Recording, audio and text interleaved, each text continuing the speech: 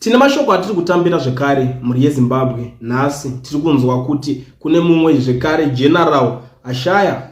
Tiri munguva yakaoma senyika yeZimbabwe inongori ye magamba akawanda vari kuenda zvisinganzwisisike. Tikutaura zvema generals vari kunzi vari kungofa zvisinganzwisisike, kungokolapsa especially kuma farms kwawo kumachinchi. Nyaya iyoyo yakatanga sefani. Vazhinji vacho unongonzi adona chiri kuvauraya chacho havasi kunzwisisa kuti chinganzi chiri kuvauraya, but I don't know why zviri kungodaro. Heroes eka ichapedzisira yazara magenerals, ndo zvandiri kutoona zviri kuitika. So Brigadier General Ndabambi passed on at his farm in Glendale. Early this morning, he collapsed at home and was pronounced dead on arrival at Bindura General Hospital. Ndo situation yatiri kutambira, ndo nyaya yatiri kunzwa pano nasi, inova nyaya inosirisa, nyaya yekufa kwemageneral zviri kuitika muZimbabwe. Vanhu vakawanda vane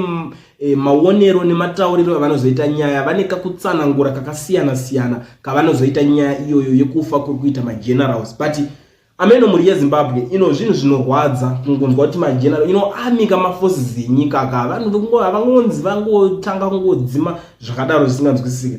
But vamwe vari kuti dzemudanga dzinenge dzichitungana, saka musanyanyise kubatikana nazvo. But isusu sevana veZimbabwe tinenge tichiti ndevedu mageneral acho, munhu wese ndewedu senyika yeZimbabwe. But rekeza timboona zviri kutaurwawo nevamwe vana veZimbabwe vari kuti we told them TikTok vachabva vagodzokera vagobvazve vagodzokera kasingapere kuHeroes Acre. It's the night of long nights 2028 kure nyaya yekutaurika, nyaya yekunzi aiwa Heroes vachapindazve. Mwari kuti Susan Otami, you were on spot kuti by the end of August kuti a certain number of these guys will be entered at the National Shrine.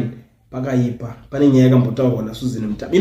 Nyaya yatogataka kuti vamwe vakauzwa hondo nemurwere wepfungwa vakati anorwara. Most of the times nyaya dzinoitika, but chekuti titi zvita hapana, because teti chingoti uyu munhu uyu haasi reliable man, munhu uyu akadai tinojaja zvakanyanya. Asi aitotoda kuti kana uzoti uri munyaya yenhingirikini, uri muzvigarugaro zvakadai, you have to be very very careful, because muri kupera. Ndo mashoko akabuda kuna Susan Otami akaexpose mamwe matricks anofungidzira kuti anoziva, anouraya vanhu vakawanda kana kuti anourayisa mageneral akatara zvokuti unoona kupomberwa fuel mumatai emota yako yokufamba nayo. Saka you have to be very careful zvakanyanya. Paunenge wakuda kuzorowa overspeed, matai anongoita se anongoputika, mota yako yotanga kutobvira, inenge yakutanga petrol bomb, but zvinenge zvakasetwa pamota yako zvakawanda zvakatotaura.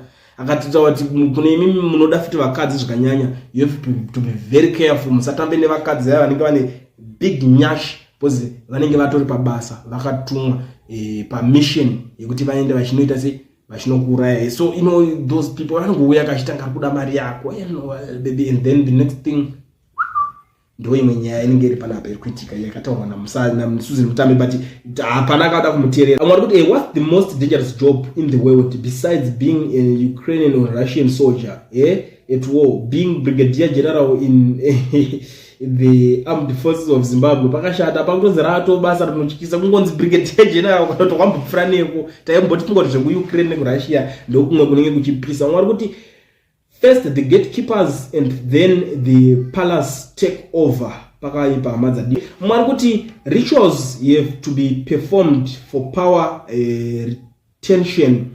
These guys aid the subjection of the defenseless peasants. Saka ndikoko pakashata. Mwari kuti ndatoudza mudhara wangu also a general kuti abude munyika nekuti ramangwana remashefu harina kujeka. Mumwe wakutaura kuti atoudza baba vake vanga vatori general kuti aiwa garai mabuda munyika nekuti hapana kumira zvakanaka, munogona kungodzima zvisinganzwisisike. Mwari kuti I won't be surprised Chiwenga will be gone without even fighting back. Pakashata. Komanaka wenzo mashoko mamwe akubuda nevanhu. Mwari kuti and the ambitious mayor will be promoted to the rank of Brigadier General. This some script from a dictator's playbook. Mawani wa mwari so masoja achafe manje dzimwe brain dzamunadzo soka azvaoma. It's not kuti masoja achafi guys, mofana ku understand nyaya, but tikuti mafiro acho nelevel revanhu vacho vari kunzi vari kufa vacho ndo riri kuvhundutsa vanhu, ndo nyaya chete iripo panapa. Haisi nyaya kunzi vanzi Maningi vachafi, no, it's not like that, but tikuti level line up the way yavari kufa vacho vachiita.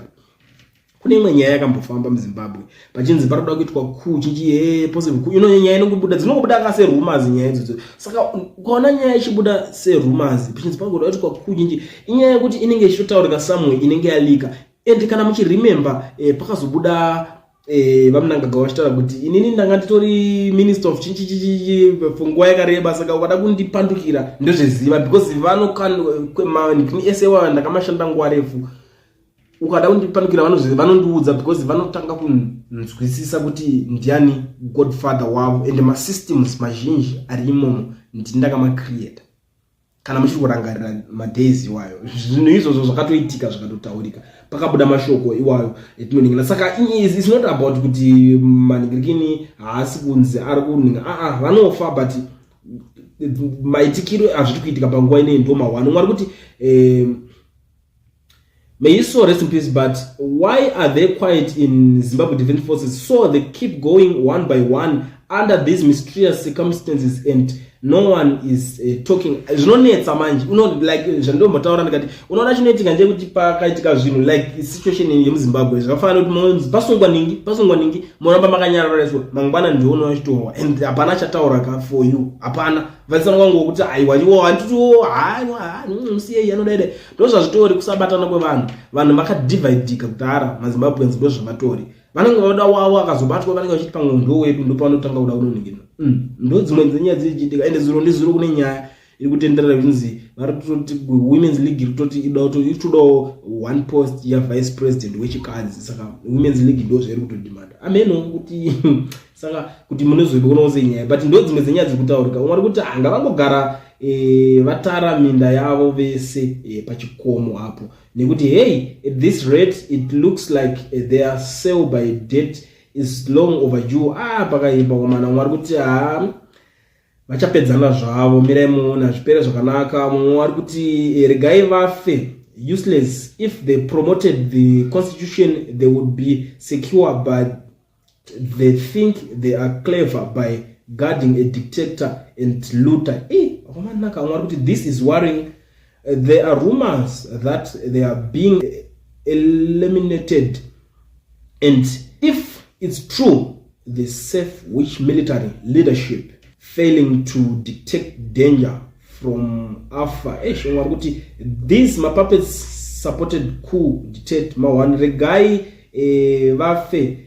Omanaka zvinotaura nemaZimbabweans inini ndinotombovhundukozvangu, but anyway hapana zvekuita, ndochibasa chacho tongopfuura nepo. Mwari kuti the state machine is grinding. It's really stupid of these men not to see what has become of their lives. These are the men to take Zimbabwe forward, but blind loyalty is sending them to their graves. Who is next? By the way, they can take out criminals next to the president, but can't see chipfukuto chirimudura. Vakumanaka chipfukuto chacho chiri kuvapedza zingaita. Vana vanhu vari kupera. Mwari kuti you are very naive. These guys are retired guys just dying of natural deaths, and you want to use their death for your own agenda. It is wrong. Amen. Pachafamba baba ndipo chona kuti newo nongwara zvinhu zvacho vanhu vakunongoda ngomhanyira kuda ngokomenda zvezvizo mana usina chikunyazota unyazoti chikutaura huna ubva ngoti aiwa maretired havana basa. Saka kanzi retired asina basa sei? Akanzi retired ana basa, kune munhu anonzi ana basa. Anyway zvimwe zvinotaura maZimbabwe zvosvika but situation iripo paZimbabwe kwezvinezvi ndekuti kuri kungofiwa nemagenerals iwaya maretired machinji. Those guys vanenge vane influence pazvinhu zvavo kutaura nachokwadi, and I don't even know kuti chiri kuitika. Tine imwe situation yatakamboona yakatika paZimbabwe, vachiwenga pavakabva paugeneral pepe, vachizonzi vakunoita VP, vakamborwara zvimwe zvisingatoite zvitori serious zvekuti vakapona nepaburire tsono kuti vazodzoka vagadzikane utano. It's something zvinoitika, it's real facts, asi chinenge chichikonzera zvinhu izvozvo ndicho chisiri kunyatsozivikanwa kuti chingava chii, ndo nyaya iripo chete. But anyway, muri Zimbabwe ndangoti ndidarike nepanapa, pangu ndasakura ndazunza ndinodzifambira nyaya idzi kuti kana mega munogutsikana munopa kutenda. So kana chinge tanga wasvika pana first time yako, gara wa subscribe or join this family, but like this video is very important kuti vaone kuti maZimbabweans vakatsamwa.